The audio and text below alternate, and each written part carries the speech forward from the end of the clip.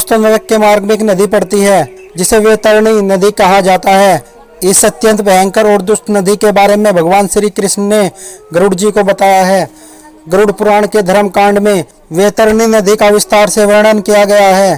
किस प्रकार के पाप करने से मनुष्य की आत्मा को इस नदी से गुजारा जाता है तथा इसका आकार और विस्तार क्या है, इसको पार करने में कितना समय लगता है, आदि बातों के बारे में भगवान श्री कृष्ण ने गरुड़ जी को बताया है। इसके साथ ही गरुड़ पुराण में एक और नदी का वर्णन मिलता है जिसको पुष्पभद्रा नदी कहा जाता है। यह नदी अत्यंत पवित्र नदी है। यह नदी सुंदर एवं सुख प्रदान करने वाली है। इस नदी में गिरने वाले प्राणी को सुख की प्राप्ति होती है। इसके बारे में भी भगवान श्री कृष्ण ने गरुड़ जी को बताया है। चलिए दोस्तों, विस्तार से जान लेते हैं वैतरणी नदी और पुष्पभद्रा नदी के बारे में। तो दोस्तों, वीडियो को बिना स्किप किए हुए पूरा देखिए। अगर आप भी हमारे चैनल पर पहली बार आए हैं तो हमारे चैनल को सब्सक्राइब जरूर कर ले, क्योंकि ऐसी ज्ञानवर्धक वीडियो हम आपके लिए लाते रहते हैं।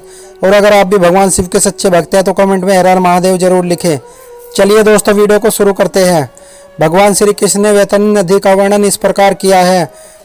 एक बार की बात है, गरुड़ जी भगवान श्री कृष्ण से कहते हैं कि हे प्रभु, वैतरणी नदी का विस्तार से वर्णन कीजिए और उसको पार करने में किस उपाय की जरूरत होती है।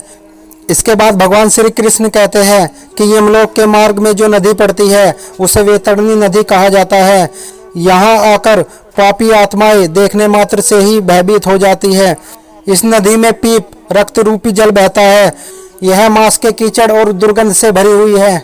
इस नदी को पार करना बहुत ही मुश्किल है। जो भी मनुष्य मृत्यु के बाद इस नदी के तट पर जाता है उसे देखकर नदी बहुत ही भयंकर रूप धारण कर लेती है।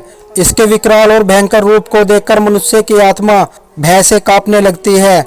यम के दूत उसे पीछे से धक्का देकर इस पापी नदी में गिरा देते हैं। ऐसे ही कोई आत्मा इस नदी में प्रवेश नहीं करती।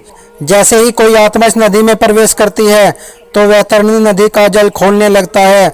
इसका जल कीटाणु और वर्ज्य के सामान सूंड वाले जानवरों से भरा हुआ है।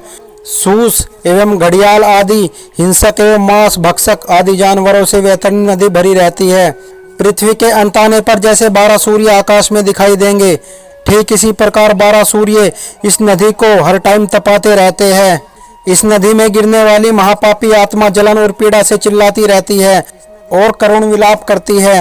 यह अपने मुख से बार बार परिवार वालों का नाम लेते हैं, लेकिन यहाँ उसकी मदद करने के लिए कोई नहीं आता। दुष्ट और पापी आत्माओं की गति इसी प्रकार से होती है। इस पीड़ा से दुखी होकर वह इधर उधर भागने लगते हैं।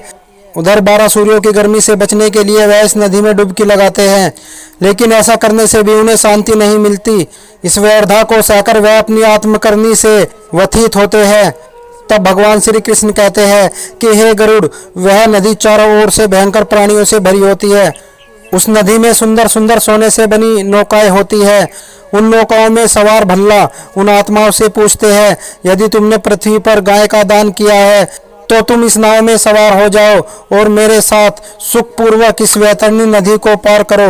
और जिस पापी ने गाय का दान नहीं किया होता तो उन्हें यमदूत धक्के मारकर नदी में गिरा देते हैं। नदी में मौजूद लंबी चोंच वाले पक्षी उन पर जोरदार प्रहार करते हैं। जो मनुष्य ईश्वर की, गुरु की, माता पिता की और पितरों की निंदा करता है और उनका अपमान करता है, मृत्यु के बाद ऐसे मनुष्य को वैतरणी नदी में गिराया जाता है। जो व्यक्ति अपनी पवित्र नारी का त्याग करता है अथवा अपनी गुणवान पत्नी का अपमान करता है, ऐसे पापियों को मृत्यु के बाद वैतरणी नदी में धक्के मारकर गिराया जाता है। जो व्यक्ति अपनी शरण में आए स्त्री, बच्चे, सन्यासी, वृद्ध व्यक्तियों का वध करता है, ऐसे व्यक्ति को भी वैतरणी नदी में गिराया जाता है। नदी के बीच में जाकर वह करुण विलाप करते हुए कष्ट भोगते हैं। जो व्यक्ति शांत एवं कमजोर लोगों को बिना कारण कष्ट देता है वह भी इस नदी में गिराया जाता है। नदी में मौजूद जानवर उनका भक्षण करते हैं। जो व्यक्ति अपने बड़ों और अपने गुरुजनों को वचन देकर पूरा नहीं करता और पूछे जाने पर कहता है मैंने ऐसा वचन नहीं दिया, ऐसे व्यक्ति की आत्मा को भी वैतरणी नदी में गिराया जाता है। दूसरों की जीविका को नष्ट करने वाला, जैसे दूसरों के घरों में आग लगाने वाला, झूठी गवाही देने वाला, दूसरों को विष देने वाला तथा यज्ञ में विघ्न डालने वाला, गुरु पत्नियों के साथ गमन करने वाला और हरि कथाओं में हंसने वाला और कथाओं में विघ्न डालने वाला इस महाविनाशक नदी में गिराया जाता है। जो व्यक्ति दूसरों को वस्तु देकर फिर से चुरा लेता है, जो व्यक्ति पुण्य को गिरा देता है, जो दूसरों की पत्नी के साथ भोग विलास करता है, जो व्यक्ति छोटी कन्याओं के प्रति गलत धारणा रखता है, ऐसे पापी व्यक्तियों की आत्मा को भी इस नदी में गिराया जाता है। जो व्यक्ति दान देकर उस पर पश्चाताप करता है, गाय के मीट का भक्षण करता है, गाय को कष्ट देता है, वह भी वैतरणी नदी में गिराया जाता है। अहंकारी और अपनी झूठी तारीफ करने वाला और गर्भपात करने वाला भी इस महाविनाशक नदी में गिराया जाता है। इसके बाद 18 दिन का सफर करने के बाद यह सभी आत्माएं यमराज के उस नगर में पहुंच जाती है जहां से पुष्पभद्रा नदी का आरंभ होता है। उस नदी का जल शीतल एवं सौम्य होता है। वे सब जल का पान करते हुए आगे बढ़ते हैं। अब उन्हें चारों ओर सुंदर दृश्य दिखाई देता है। उनके ऊपर फूलों की वर्षा होती है। वह आनंद पूर्वक नदी में विहान करते हैं। उस नदी के तट पर बहुत, किंतु यम के दूत पापी आत्माओं को विश्राम करने नहीं देते। उस प्राणी के घर वालों के द्वारा जो भी पिंडदान दिया होता है वह उसे उसी स्थान पर प्राप्त होता है और वह उसे खाकर आगे बढ़ता है। तो दोस्तों, यमलोक में जाने के रास्ते पर आत्माओं को इन दो नदियों को पार करना पड़ता है, तभी उन आत्माओं को मुक्ति मिलती है। उम्मीद करते हैं आपको यह वीडियो पसंद आई होगी। अगर वीडियो पसंद आई है तो इसको अपने दोस्तों के साथ भी शेयर जरूर करें। वीडियो को लाइक और हमारे चैनल को सब्सक्राइब जरूर कर ले।